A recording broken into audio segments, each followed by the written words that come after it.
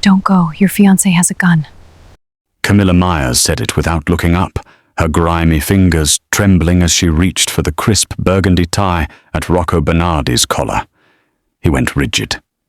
She tugged the silk gently, adjusting the knot that didn't need adjusting, and gave him the smallest shake of her head. Her part was finished. The warning had been delivered. Rocco didn't ask questions. He didn't turn around. "Back inside," he said evenly, eyes locked on the black limousine ahead. "Everyone. Now." His driver hesitated by the open car door. Beatrice, radiant in her yellow dress on the porch, tilted her head in confusion. "Sir?" Rocco turned toward the mansion entrance. After 3 steps, he stopped and looked back at Camilla, still standing there in her stained uniform, covered in soot from cleaning the fireplace. "You. Upstairs," he said. "My office." Immediately, her heart was already hammering by the time she followed him through the marble foyer.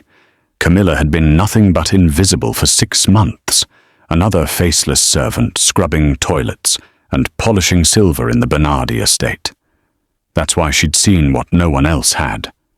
An hour ago, she'd been cleaning the master suite when Beatrice Infantino swept in, thinking herself alone. Camilla had pressed herself flat behind the armoire, terrified of being noticed, of being punished for existing in the wrong room at the wrong time. That's when she watched Rocco's beautiful fiancée pull a small silver pistol from her jewelry box, check the chamber with practiced efficiency, and slip it into her designer clutch. Camilla should have stayed silent, should have finished her work and disappeared back into the walls like always. But she'd heard the whispers in the kitchen, how Rocco Bernardi was the only thing keeping the estate standing, how the other families circled like wolves, how the staff would all be turned out if anything happened to the Don. So when she saw him heading for that car, she'd made a choice. Now, climbing the grand staircase with Rocco Bernardi 3 steps ahead of her, Camilla realized with cold certainty she'd just made herself visible, and in this world, that could get her killed. Where in the world are you listening from? Tell me in the comments. Rocco's office smelled like leather and expensive cigars. Camilla stood just inside the doorway, hands clasped in front of her stained apron, while he moved to the window overlooking the circular driveway. Below, the Beatrice stood frozen on the marble steps, her yellow dress bright against the grey stone. The limousine idled in place, driver still at attention. "Tell me exactly what you saw." Rocco's voice was calm, but Camilla had worked here long enough to recognize the deadly quiet beneath it. "I was cleaning the master suite, sir. She came in. I hid behind the wardrobe because I wasn't supposed to be there yet. And she..." Camilla's voice cracked. "She took a gun from her jewelry box. A small one, silver. She checked it and put it in her purse. What time? Maybe an hour ago. I had just finished the second-floor bathrooms." Rocco didn't turn from the window. He pulled his phone from his pocket, typed something, then set it on the desk. 30 seconds later, it buzzed. He read the message, his jaw tightening almost imperceptibly. "But my driver's been with me for 8 years, Rocco said quietly. "You understand what you're accusing him of?" Camilla's stomach dropped. "Sir, I'm not. I only saw her with the gun. I didn't mean..." "But you assumed he was compromised." Rocco finally turned to face her. His eyes were dark, unreadable. "Why?" "Because..." She struggled to find words that wouldn't get her killed. Because she was so calm about it, like she knew exactly what she was doing. "And you were about to get in a car with her, alone, and I just..." She stopped, realizing how insane it sounded. A maid, presuming to understand Mafia business. Rocco studied her for a long moment. Then he picked up his phone again and made a call. "Marco, bring the car around back. Service entrance. Just you." He paused. "That's because I said so." He ended the call and gestured toward one of the leather chairs facing his desk. "Sit." Camilla perched on the edge of the seat, acutely aware of the dirt on her uniform, the soot probably smudged on her face. She didn't belong in this room. Didn't belong anywhere near this man. "What's your name?" "Camilla Myers, sir." "How long have you worked here, Camilla?" "6 months." "Who hired you?" "Mrs. Chen, the head housekeeper." "Family?" "No, sir. No one." Something flickered across his face. Interest, maybe, or calculation. "And in 6 months, have you ever spoken to me before today?" "No, sir." "To any of my men?" "Only when they need something cleaned." "To Beatrice?" Camilla shook her head. She doesn't see the help. "But you see her." It wasn't a question. Rocco leaned against his desk, the arms crossed. "You see everything, don't you? Moving through rooms like you're invisible." She didn't answer. It was the truth, but admitting it felt dangerous. "Here's what's going to happen," Rocco said. "I'm going to get in that car and to drive to my warehouse in Red Hook. You're coming with me. We're going to have a longer conversation, and you're going to tell me everything you know about my fiancée's routines, her visitors, her phone calls. Everything you've seen while being invisible." Camilla's hands twisted in her lap. "And if I can't help you, then I'll know you're lying." His voice dropped. "And if you're lying, if this is some play by the Corsetti family or the Infantinos to get close to me, to make me paranoid about my own people." He didn't finish the threat. He didn't need to. "I'm not lying," Camilla whispered. "I'm just a maid. I saw the gun and I thought, you thought you'd save me." Rocco's expression was unreadable. Brave or stupid. I haven't decided which. A soft knock at the door. "Boss?" "Car's ready." Rocco straightened, buttoning his suit jacket. "Let's go." Camilla stood on shaking legs. Through the window she could see Beatrice still on the front steps, now talking rapidly on her phone, her free hand gesturing sharply. Even from this distance, Camilla could see the tension in her shoulders. "Sir." Camilla's voice was barely audible. "What about her?" Rocco smiled, but it didn't reach his eyes. "Let her wonder. By the time we're back, I'll know if you're telling the truth." He opened the door, waiting.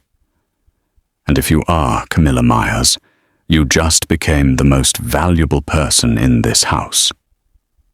He said it like a promise, or a death sentence. She couldn't tell which. The warehouse interrogation lasted 3 hours. By the end, Rocco knew what Camilla ate for breakfast, where she'd grown up, and every detail she could remember about Beatrice's movements over the past 6 months. He also knew she was telling the truth. People who lied didn't remember the small things, what perfume Beatrice wore when certain visitors came, how she always checked her phone at exactly 10 p.m., the way she'd started locking her bedroom door 2 weeks ago. When they returned to the estate at sunset, Rocco brought 4 additional men with him. Camilla barely had time to process the armed guards now stationed at every entrance before Mrs. Chen appeared in the foyer, her face tight with confusion. "Mr. Bernardi, sir, if there's been a security concern, I should be informed." "Camilla Myers is being promoted," Rocco said, not slowing his stride toward the main staircase. "Effective immediately. She's head of household operations. She'll need the room next to mine. Have it prepared within the hour." Mrs. Chen's mouth opened and closed. Camilla felt every eye in the foyer turn toward her. Staff members she'd worked alongside for months, suddenly looking at her like she'd grown a second head. "Sir, with respect, there are protocols for promotions. Camilla has only been with us for..." "Within the hour, Mrs. Chen." Rocco's tone left no room for argument. He glanced at Camilla. "You'll want to collect your things. Have someone bring them up." He disappeared upstairs, leaving Camilla standing in her filthy uniform, surrounded by hostile stares. Well, Mrs. Chen said icily. "But congratulations." The word felt like a slap. By dinner time, Camilla had been installed in a room that was bigger than any apartment she'd ever lived in. Cream walls, a four-poster bed, an ensuite bathroom with marble counters. One of the housemaids, a girl named Teresa, who'd barely spoken to her before, had delivered her single duffel bag of belongings with barely concealed contempt. "Must be nice," Teresa had muttered. 6 months of scrubbing toilets and suddenly you're sleeping in the family wing. Camilla had wanted to explain that this wasn't a reward, that she was more trapped now than she'd ever been in the servants' quarters, but Teresa had already left, and Camilla was alone in her golden cage. The dinner bell rang at 7. Camilla didn't know if she was supposed to attend, but a guard appeared at her door with instructions. The Don expected her in the dining room. She changed into the only clean dress she owned, a simple grey thing she'd worn to her hiring interview, and followed the guard downstairs. The dining room was cavernous, lit by a crystal chandelier that probably cost more than Camilla would make in a lifetime. Rocco sat at the head of the table. Beatrice sat to his right, pristine in a cream silk blouse, her blonde hair swept into an elegant chignon. She looked up when Camilla entered, and something dangerous flashed across her face before she smiled. "Rocco, darling, I think there's been a mistake. The help shouldn't be dining with us." "Camilla is no longer the help." Rocco gestured to the empty chair on his left. "She's my head of household operations, or she'll be joining us for meals going forward." Camilla forced herself to move to the chair, acutely aware of Beatrice's gaze tracking her every step. She sat down, hands folded in her lap, staring at the array of silverware she didn't know how to use. "How progressive of you," Beatrice said, her voice honey-sweet. "Though I have to wonder what qualifications a maid could possibly have for such an important position. Unless—" She paused delicately. "Oh, I see." The implication hung in the air like poison. Rocco's expression didn't change. "Camilla has proven herself perceptive and loyal, 2 qualities I value highly." He unfolded his napkin. "I trust that won't be a problem." "Of course not." Beatrice's smile didn't waver, but her eyes had gone cold. "I'm sure we'll become very close. After all, we'll practically be neighbors now. What won't we, Camilla?" Camilla managed a nod. "Yes, Mom. Please call me Beatrice. We're practically family now." She reached for her wine glass, and Camilla noticed the ring on her finger, a massive diamond engagement ring that caught the chandelier light. "Though I have to say, darling," this directed at Rocco, "it's unusual to make such dramatic staffing changes without consulting me. I'm going to be the lady of this house soon." "You will be," Rocco agreed, "which is why Camilla will report directly to me, to ease the transition." Beatrice's fingers tightened around her wine glass. For just a moment, Camilla saw beneath the polished surface, saw the rage, barely contained. Then Beatrice smiled again, raising her glass. "To new beginnings, then?" Camilla didn't miss how Beatrice's gaze lingered on her throughout the meal. Didn't miss the way she asked pointed questions about Camilla's duties, her schedule, her access to various parts of the house. She was being measured, assessed, targeted. By the time dessert arrived, Camilla understood exactly what Rocco had done. He hadn't promoted her. He'd painted a target on her back and used her as bait, and there was no way out but through. The wire was smaller than Camilla expected, a thin device taped between her breasts, the microphone no bigger than a shirt button. One of Rocco's men, a tech specialist named Vincent, had installed it in her room at dawn while explaining in clinical detail what would happen to her if she tried to remove it or warn Beatrice. "The boss is trusting you," Vincent had said, his tone implying that trust was a dangerous commodity in this house. "Don't make him regret it." Now Camilla stood outside Beatrice's suite with a cleaning caddy, her heart hammering against the wire. She knocked twice. "Come in." Beatrice was seated at her vanity in a silk robe, applying lipstick with the precision of someone preparing for war. She didn't look at Camilla in the mirror. "I didn't request housekeeping. Mr. Bernardi asked me to ensure all the suites are maintained to standard," Camilla said, keeping her voice steady. "I can come back later if—" "No." Beatrice set down the lipstick. "Now is fine.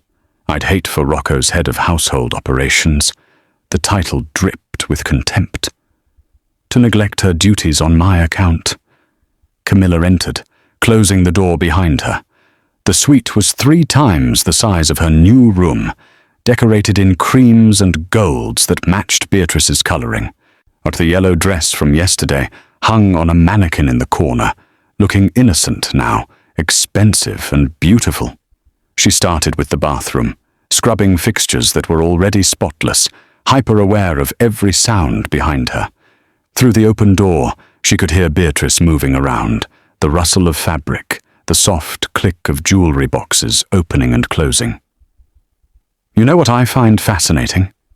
Beatrice's voice drifted in. "How quickly fortunes can change in this house. One day you're nobody, scrubbing my toilets. The next, you're dining at the family table." A pause. Of course, falls can be just as quick. Quicker even. Camilla said nothing, focusing on the faucet. "I wonder what you did to earn such favor." Beatrice appeared in the bathroom doorway, fully dressed now in tailored black pants and a cream blouse. "Yet what services you provided." Heat crept up Camilla's neck. "I just do my job, Mum." "Beatrice," she corrected icily, "and somehow I doubt that. Rocco doesn't promote servants without reason. He's a practical man, transactional." Her smile was cruel. "So what did you give him, Camilla? What exactly is he buying?" "Nothing. You're wearing the same dress you wore to dinner." Beatrice's gaze raked over her. "Is that the only decent thing you own? How tragic. Perhaps I should give you some of my old clothes. Charity work, you know. Though," she tilted her head, "we're not quite the same size, are we? You're rather common. Built for scrubbing floors." Camilla's hands tightened on the cleaning cloth. The wire felt like it was burning against her skin. "I need to clean the bedroom," she managed. Of course," Beatrice swept past her. "Don't let me stop you, though do be careful with the closet. Some of those pieces cost more than you make in a year." The closet was a room unto itself, lined with designer dresses, organized by color. Camilla started on the far end, dusting shelves, checking for anything that seemed out of place. Beatrice had left the suite. Camilla heard the door close, but she couldn't be sure she was alone. Could be a test. Could be a trap. She worked methodically, moving from section to section. Shoes, handbags, jewelry cases, everything was exactly as it should be, perfectly organized, perfectly normal. Then she reached the back corner, where a section of evening gowns hung in garment bags. As she moved one aside to dust the shelf behind it, her hand brushed against the wall panel, and it shifted. Camilla froze. She glanced toward the closet entrance, listening. Nothing. She pressed the panel gently. It swung inward on hidden hinges, revealing a narrow compartment behind the wall. Inside were 3 manila folders and a cell phone. Her hands shook as she pulled out the first folder. Inside were photographs, surveillance photos of a man she recognized from the estate, one of Rocco's senior men. His daily routine documented in meticulous detail. Coffee shop at 7 a.m., gym at noon, mistress's apartment at 6 p.m. every Thursday. The second folder contained similar documentation of another capo, the third, another. At the bottom of each file was a date, circled in red, all within the next 2 weeks. A hit list. Camilla's breath came quick and shallow. She pulled out her phone, hands trembling. and photographed each page as quickly as she could. The wire would catch audio but not visuals. Rocco needed to see this. She was sliding the last folder back when she heard it. Footsteps in the bedroom. "Camilla," Beatrice's voice, sugary sweet. "Still in here?" Camilla shoved the panel closed and grabbed her dustcloth, emerging from between the garment bags, just as Beatrice appeared in the closet entrance. "Just finishing," Camilla said. "All done now." Beatrice's eyes narrowed, scanning the closet as if she could sense the disturbance. "Good. You can go." Camilla gathered her supplies and fled, feeling Beatrice's gaze like a knife between her shoulder blades. She made it to the service stairwell before her legs gave out, and she sank onto the steps, shaking. The wire was still recording. She pressed her hand against it, feeling her racing heartbeat beneath. "I found something," she whispered. "I found it." The photographs from Beatrice's closet had bought Camilla a shred of credibility, but Rocco's expression when he reviewed them had been grim. "This proves she's planning something," he'd said. "It doesn't prove when. We need to catch her in the act." So Camilla remained in her golden cage, waiting for Beatrice to make her move. It happened 3 nights later, at the weekly family dinner. The dining room was fuller than usual. Rocco's underboss, 3 capos, and several associates filled the long table. Beatrice presided at Rocco's right in an emerald dress that matched her jewelry, playing the perfect fiancé. Laughing at the right moments, touching Rocco's arm with practiced affection. Now Camilla stood near the sideboard where the wine was being served, ostensibly overseeing the staff but really watching. Always watching. The first course came and went. Salad, perfectly dressed. Beatrice was animated tonight, telling a story about her father's yacht, her hands gesturing gracefully. She was good, Camilla thought. If you didn't know to look for the calculation behind her eyes, you'd never see it. The main course arrived. Osso buco, the chef's specialty. One of the servers, a young man named Paolo, brought out the wine. A 2015 Barolo that Rocco particularly liked. He poured for Rocco first, then Beatrice, then began working his way around the table. Camilla watched Beatrice's hand drift to her water glass, watched her take a delicate sip. Normal. Natural. Then Beatrice laughed at something the underboss said and leaned forward, her hand sweeping out in a gesture that seemed careless, enthusiastic. Her fingers brushed against Rocco's wine glass, knocking it slightly. "Oh, how clumsy of me." She steadied the glass, then reached for her own. "Here, darling, take mine. I haven't touched it yet." She switched the glasses so smoothly that if Camilla hadn't been watching for exactly this kind of move, she would have missed it. Rocco reached for the wine, the glass that had been Beatrice's, and raised it toward his lips. Camilla moved without thinking. She grabbed the tray of wine glasses from the sideboard and started toward the table, her steps deliberately unsteady. The room seemed to slow down. She could see Rocco's hand tilting the glass, could see Beatrice watching him, her expression serene. Camilla's foot caught on the edge of the rug. She went down hard, the tray flying from her hands. Crystal shattered across the floor. Wine splashed across the white tablecloth, across Beatrice's emerald dress, across Rocco's suit sleeve. The room erupted in chaos. "You stupid, clumsy bitch!" Beatrice was on her feet, wine dripping from her dress. "Look what you've done!" Rocco had jerked back from the table, his glass, the switched glass, knocked over in the collision. Wine pooled across his plate, soaking into the osso buco.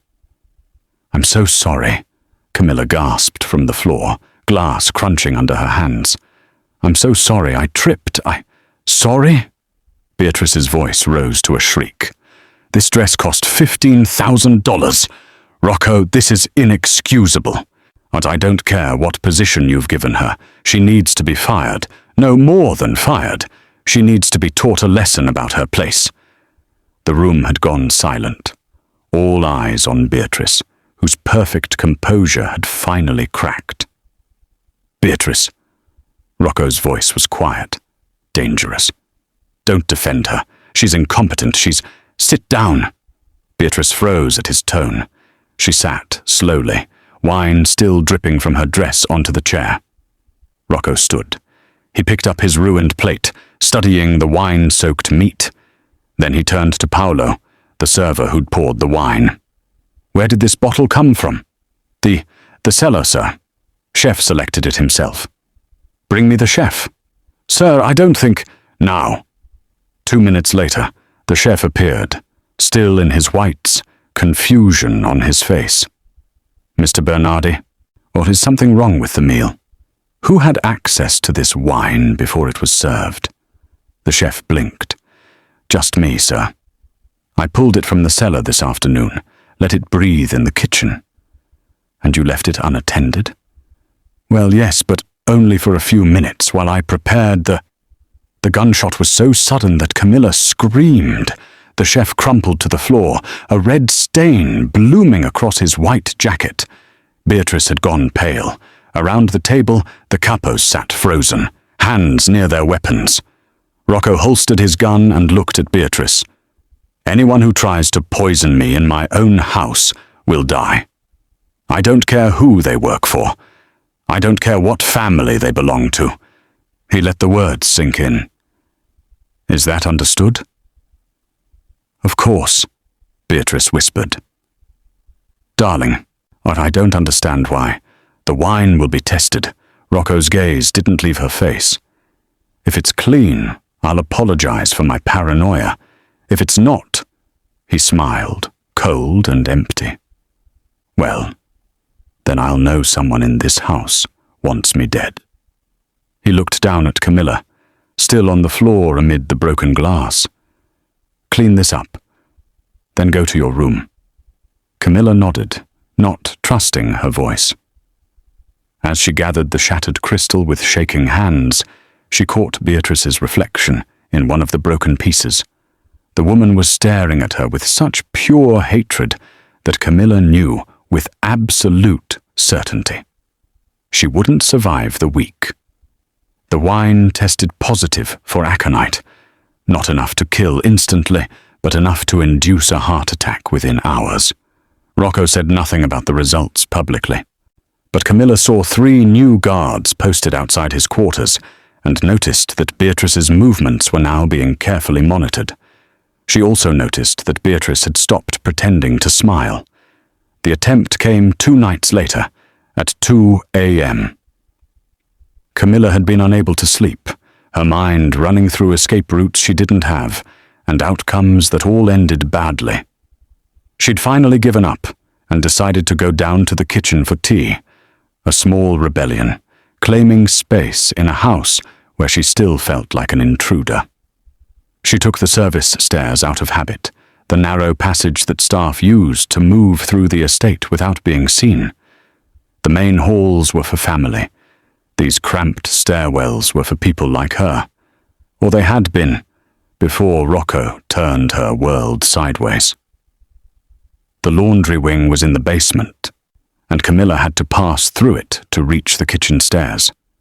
It was deserted at this hour, just rows of industrial washers and the chemical smell of detergent. A single bulb flickered overhead, casting strange shadows across the concrete floor. She was halfway through when she heard the footstep behind her. Camilla turned. A guard stood at the entrance she'd just come through, one she didn't recognize, which was strange because she'd memorized every face in Rocco's security detail over the past week. He was large, square-jawed, with dead eyes that assessed her like she was already a corpse. "Lost?" he asked. "Just getting tea." Camilla's voice came out steady, which surprised her. "Couldn't sleep." "Funny. Me neither." He started walking toward her, slow and deliberate. "Been thinking about that dinner? The wine? Or the way you just happened to spill that tray at exactly the right moment?"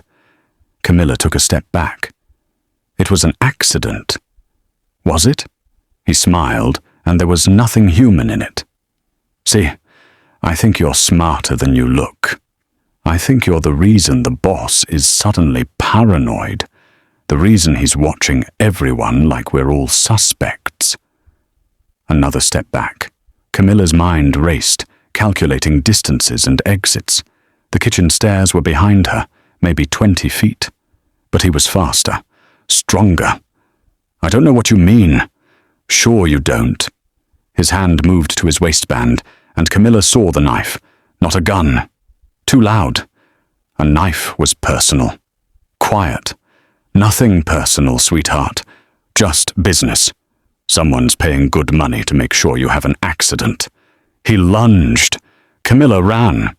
She made it 5 steps before he grabbed her hair, also yanking her backward. She screamed, and his hand clamped over her mouth, the knife coming up toward her throat. Then she remembered. 6 months of cleaning this house. 6 months of learning every corner, every passage, every hidden space that the architects had built for servants to move unseen. Camilla bit down hard on his palm. He swore, his grip loosening for just a second, and she twisted away. Instead of running for the kitchen stairs, she dove between 2 industrial dryers, squeezing into a gap that her months of being invisible had taught her existed. "You can't hide forever," the guard called, his voice echoing off concrete. "It's a dead end back there." But it wasn't. Behind the dryers was a vent, an old laundry chute that had been sealed off years ago but never properly closed. But Camilla had discovered it while retrieving a dropped earring. She'd barely fit then. She definitely didn't fit now. She forced herself into the opening anyway, ignoring the metal scraping her shoulders, the rust cutting her palms. Behind her, she heard the guard shoving the dryer aside. The chute dropped 6 feet into an old storage room that connected to the original service tunnels, passages that had once let servants move between wings without disturbing the family. Most of the house staff didn't even know they existed anymore. Camilla hit the ground hard, her ankle screaming in protest.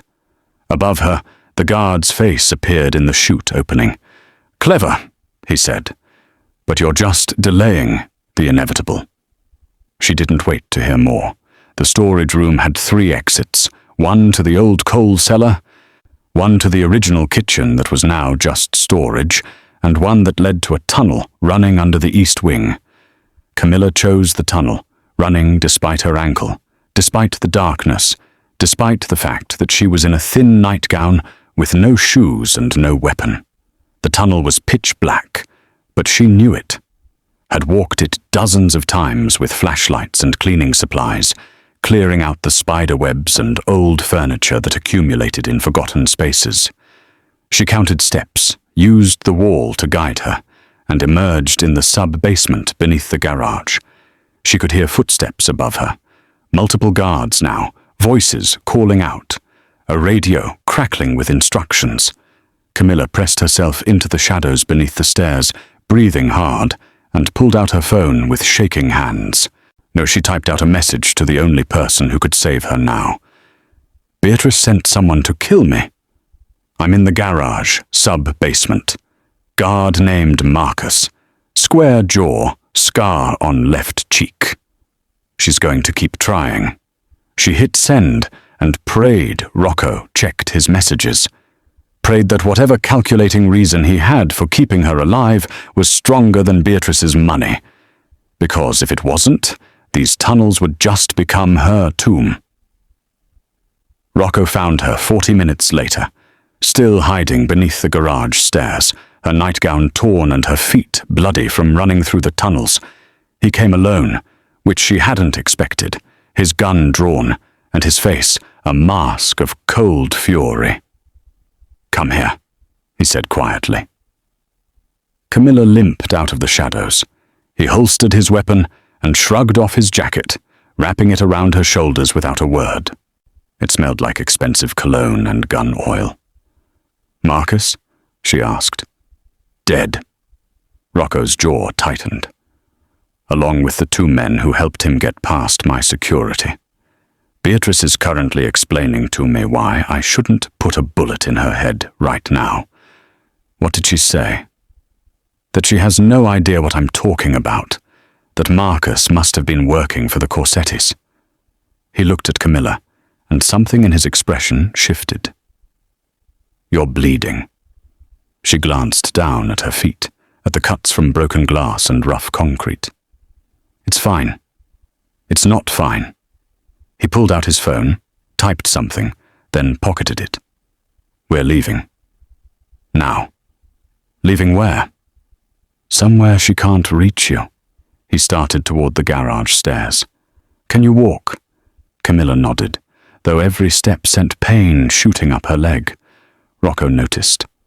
Without asking permission, he swept her up, carrying her like she weighed nothing. She stiffened in his arms. I can walk. You can also shut up and let me help you. His tone left no room for argument. A black SUV was waiting in the garage, engine running. Rocco settled her in the passenger seat and drove, saying nothing as they left the estate behind. Camilla watched the gates disappear in the side mirror and wondered if she'd ever see them again. They drove for 2 hours, winding up into the mountains north of the city. The safe house turned out to be a cabin, isolated, surrounded by pine trees, with no neighbors for miles. It was smaller than Camilla's room at the estate, but felt bigger somehow. Real. Rocco carried her inside and set her on the couch, then disappeared into what she assumed was a bedroom. He returned with a first aid kit and knelt in front of her, reaching for her injured foot. I can do it, she said. I know you can. He started cleaning the cuts anyway, his touch surprisingly gentle for someone who'd killed 3 men tonight. But you're going to let me. Camilla watched him work, this man who'd terrified everyone he met, carefully bandaging her feet like it was the most important thing in the world. The hierarchy of the mansion felt very far away. Why? She asked finally. Why what? Why are you doing this? You could have just killed Beatrice. Ended this. Rocco's hands stilled. I don't have proof yet. Just your word against hers. And she's the daughter of one of the 5 families.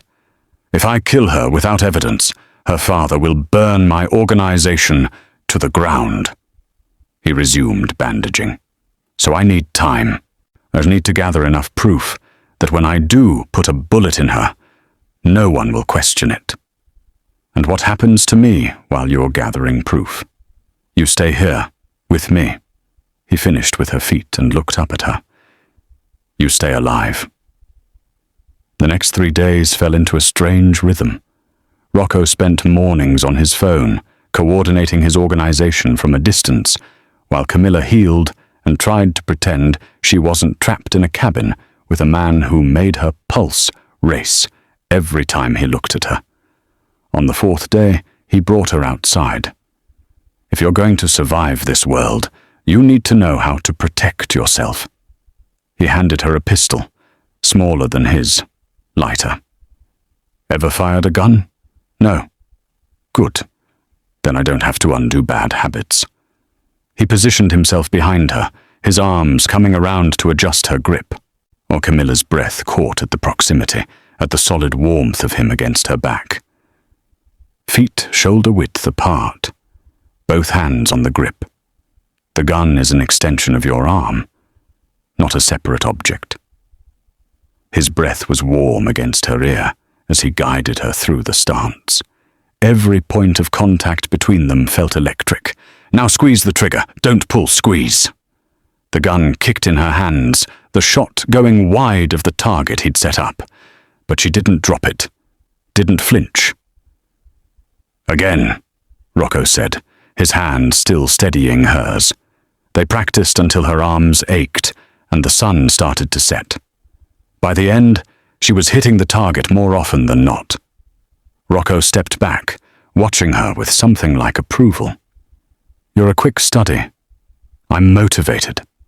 Camilla lowered the gun, suddenly aware of how close they were standing. or how alone they were out here. "Rocco, don't." He turned away, but not before she saw something flicker across his face. "You should go inside. It's getting cold." But the cold wasn't what made her shiver as she watched him walk away. It was the realization that somewhere between the mansion and this mountain, the space between Don and Maid had become something else entirely. Something dangerous in ways that had nothing to do with Beatrice's bullets. If you are still here with me, I need you to subscribe if you haven't to. Your subscription means a lot to me, and I don't take it for granted. The proof came from an unexpected source, Rocco's accountant, a nervous man named Leo, who'd been quietly tracking discrepancies in the family's financial records for weeks. He arrived at the cabin on the 7th day, carrying a laptop and looking like he expected to be shot for his troubles. "Show me," Rocco said, clearing the kitchen table. Leo opened spreadsheet after spreadsheet, his finger tracing lines of transactions that meant nothing to Camilla, but made Rocco's expression darken with each passing minute. "Here," Leo said, pointing.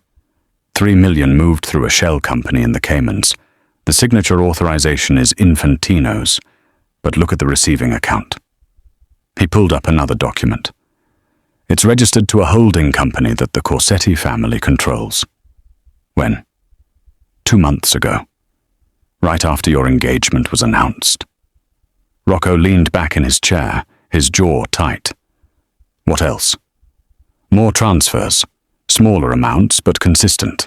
It looks like... Leo hesitated. It looks like Infantino has been selling information. Shipment routes, distribution networks, the names and addresses of your key people. The dossiers, Camilla said quietly. Both men looked at her. In Beatrice's closet, they weren't just hit lists. They were intelligence packets. Everything someone would need to dismantle your organization from the inside. Rocco's hand curled into a fist on the table. The wedding was never supposed to happen, Leo finished. Best case scenario, Beatrice kills you at the altar. Worst case, you survive long enough to marry her, and she kills you on the wedding night. Either way, the Infantino family inherits your territory through the marriage contract, then immediately turns it over to the Corsettis in exchange for... He pulled up another document.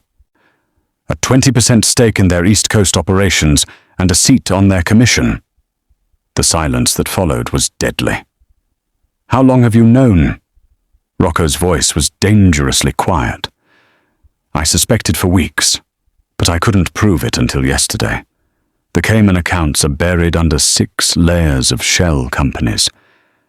I had to... Leo swallowed. I had to call in some favors with people I shouldn't be talking to. You did good work, Leo. Rocco stood, walking to the window. Go back to the city. Don't tell anyone where I am or what you found. Act like everything is normal. And then wait for my call. After Leo left, Camilla found Rocco on the cabin's small porch, staring out at the dark trees.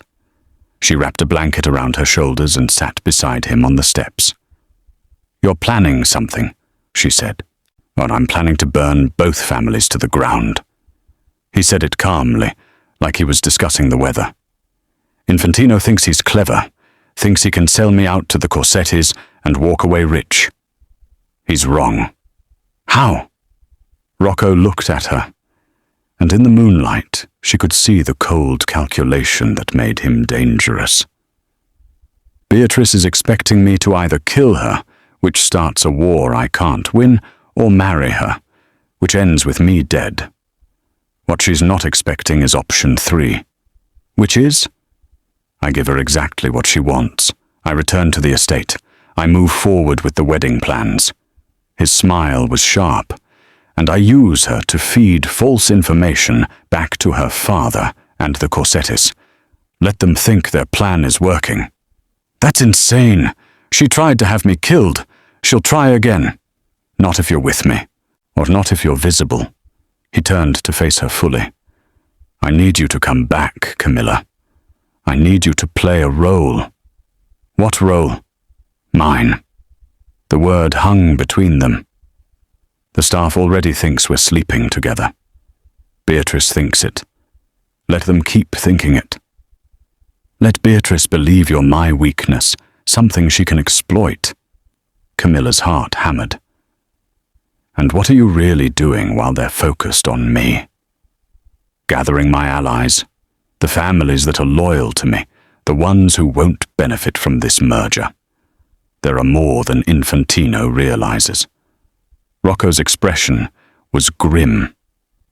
I'm going to call a meeting, a summit. I'll tell them I've discovered a plot against the commission. The two families are trying to consolidate power. They'll want proof. I have proof.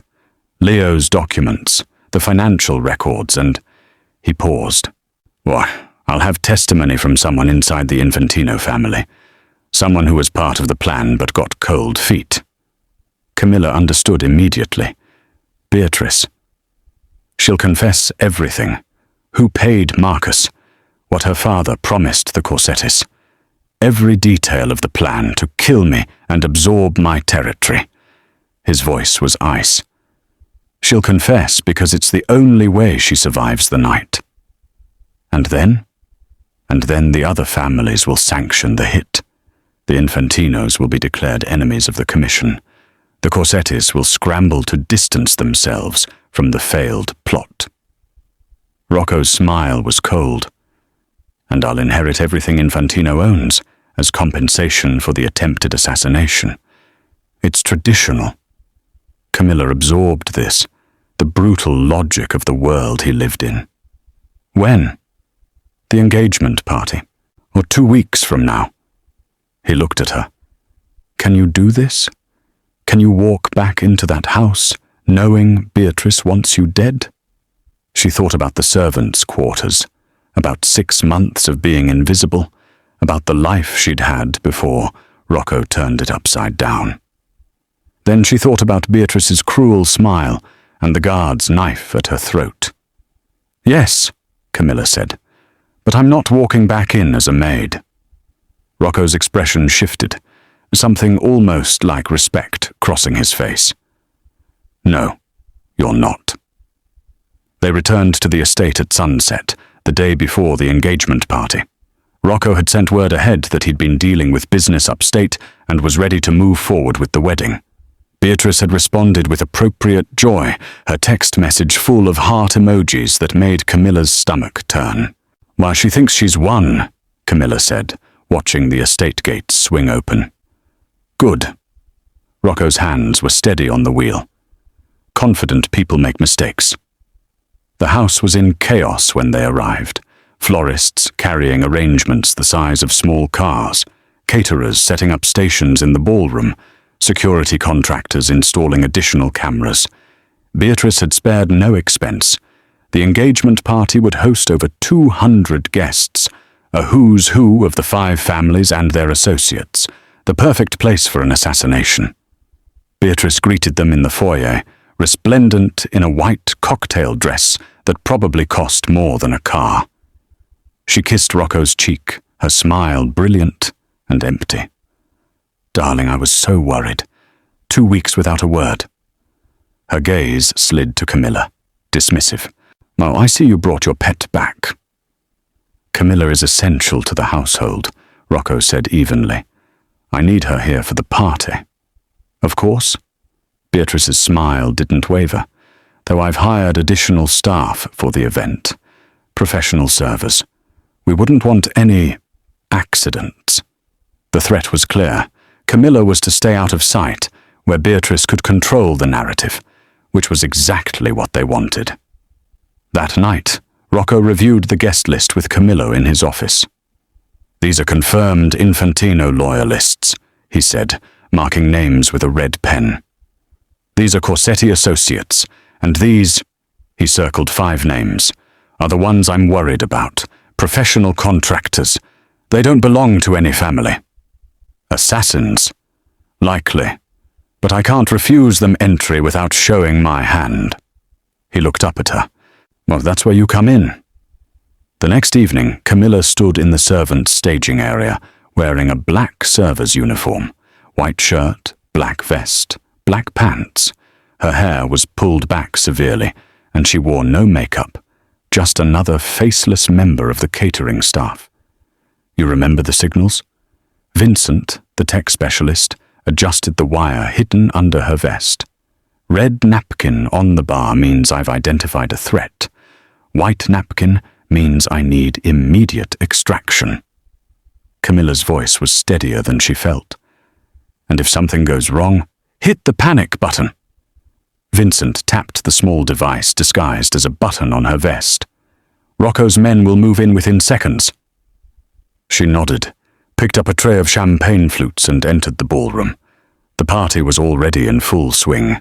The room glittered with crystal chandeliers and candlelight, the guests dressed in designer gowns and expensive suits. Camilla moved through the crowd like a ghost, offering champagne, watching faces. Beatrice held court near the entrance in a red gown that matched her lipstick, her hand possessively on Rocco's arm. She was radiant, triumphant, the perfect bride-to-be. Camilla circulated, her eyes scanning.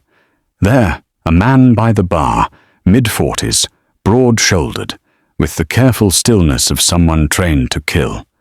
His suit was expensive, but didn't fit quite right, tailored to hide a shoulder holster. She drifted to the bar, set down her tray, and placed a red napkin next to the champagne tower. 2 down, 3 to go. But the second assassin was easier to spot, a woman in a silver dress who kept her clutch closed with one hand at all times. Never set it down, never let it leave her sight. Camilla had seen Beatrice do the same thing with the gun in her purse, read a napkin on the dessert table. The third and fourth were together, posing as a married couple near the orchestra, too attentive to the entrances and exits, too aware of the security positions. Camilla caught the man checking his watch 3 times in 5 minutes, a nervous tell, red napkin near the champagne fountain. She was looking for the 5th when she felt it, eyes on her back. She turned slowly, scanning the crowd, and her blood went cold.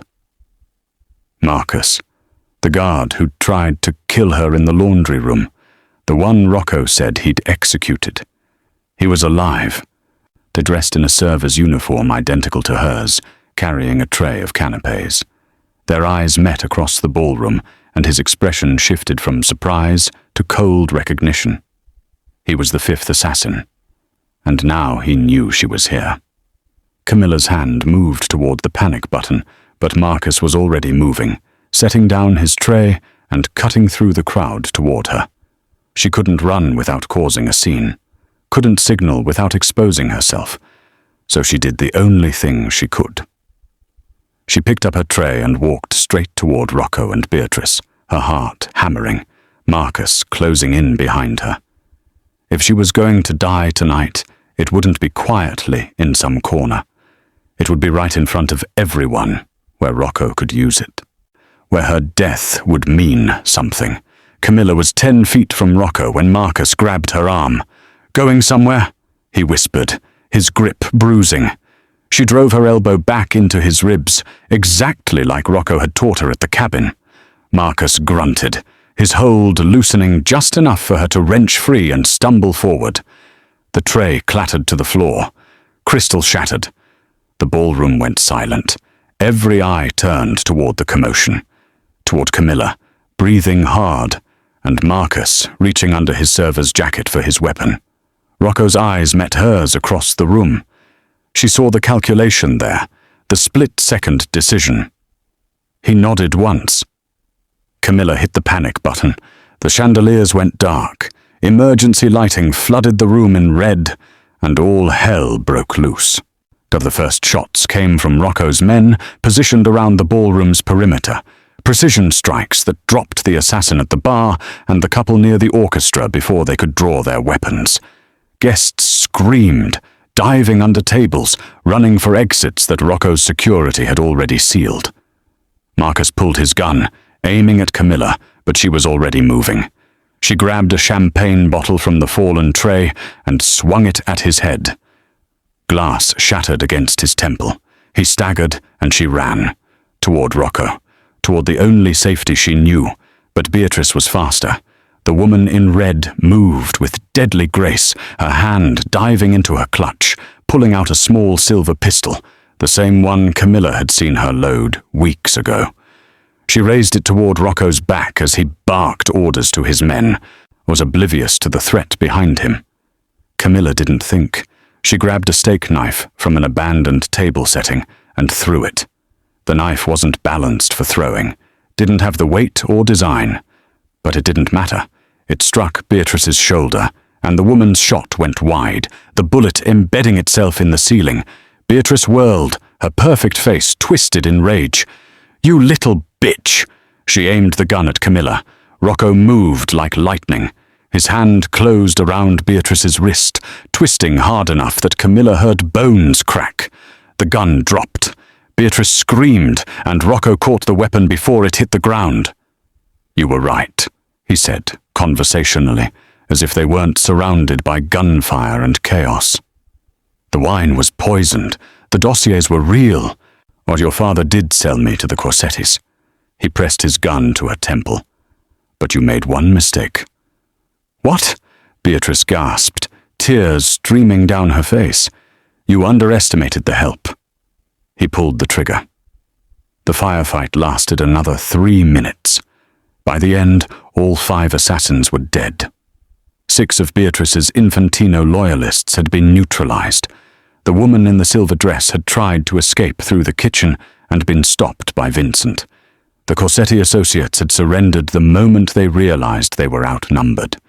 The rest of the guests, the neutral families, the business associates, the politicians, huddled against the walls with their hands visible, watching as Rocco Bernardi walked through the carnage like a king surveying his battlefield. He stopped in the center of the ballroom, stepping over Beatrice's body without a glance. His men formed a semicircle behind him. The surviving guests, nearly 100 people, watched in terrified silence. "Some of you knew," Rocco said, his voice carrying across the room. "Some of you were complicit in the Infantino Corsetti plot to kill me and absorb my territory. Some of you simply chose to look the other way." No one spoke. But one person. He turned, his gaze finding Camilla where she stood amid the broken glass and blood, still holding the champagne bottle. One person who had nothing to gain and everything to lose chose loyalty, chose to warn me, chose to stand with me when everyone else would have watched me die. He walked toward her, his footsteps echoing in the silence. When he reached her, he carefully removed the server's apron from her waist and let it fall to the floor. "Camilla Myers is no longer a servant in this house," Rocco said, loud enough for everyone to hear. "From this moment forward, she is under my protection. She speaks with my voice. She acts with my authority." He took her hand, the gesture unmistakable in its meaning. "She is the new mistress of the Bernardi estate, and anyone who disrespects her, anyone who threatens her, anyone who even looks at her wrong," his smile was cold, "will answer to me." The room remained silent, but Camilla saw it, the shift in how people looked at her. No longer invisible, no longer nothing. Rocco raised their joined hands. "Now get the fuck out of my house, all of you, except..." His gaze swept across the Corsetti associates. "You. But we need to have a conversation about reparations." As the guests fled and Rocco's men began securing the prisoners, Camilla stood in the center of the destroyed ballroom, still holding Rocco's hand. She thought about the girl who'd hidden behind wardrobes, who'd scrubbed floors in silence, who'd believed she was powerless. That girl was gone, burned away in the red light and gunfire. "What now?" she asked quietly. Rocco looked down at her, and for the first time since she'd met him, his smile was genuine. Now we rebuild. Together. Sometimes the most dangerous thing you can do is see what everyone else ignores. Sometimes loyalty is rewarded not with gold, but with power, and sometimes the girl who cleans the floors ends up owning the house. What would you have done in Camilla's position? Would you have stayed silent, or risked everything for a dangerous man's life? Drop your thoughts in the comments below, and don't forget to like and subscribe for more stories where the underdog becomes the queen. Share this with someone who needs a reminder that your circumstances don't define your destiny. Your choices do.